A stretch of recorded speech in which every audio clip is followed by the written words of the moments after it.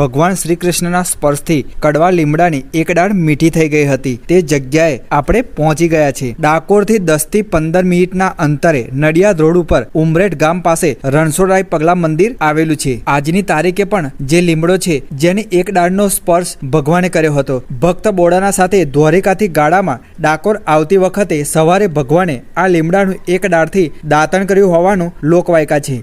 રણછોડરાય બાવણીમાં પણ આ ઘટનાનો ઉલ્લેખ કરેલો છે. ઉમરેઠ પકડી લીમડા ડાળ મીઠી થઈ ગઈ તે તત્કાળ. લોકોનું પણ એવું માનવું છે કે આ કડવા લીમડાની એક ડાળ આજના દિવસે પણ મીઠી છે અને તે ડાળ કઈ છે તે આજ દિન સુધી કોઈ જાણી શક્યું નથી. અહીં ભગવાન રણછોડરાયનું એક મંદિર છે જેના દર્શન પણ તમે કરી શકો છો. તો હવે પછી તમે ડાકોર જવાનો પ્લાન કરો છો તો ઉમરેઠ ગામ પાસે આવેલી આ જગ્યા છે અને ખાસ કરીને આ લીમડાના દર્શન જરૂર કરજો. તો મિત્રો, આ રીલ્સ તમને પસંદ આવી હોય તો વધુમાં વધુ તમારા ફ્રેન્ડ સર્કલ સાથે શેર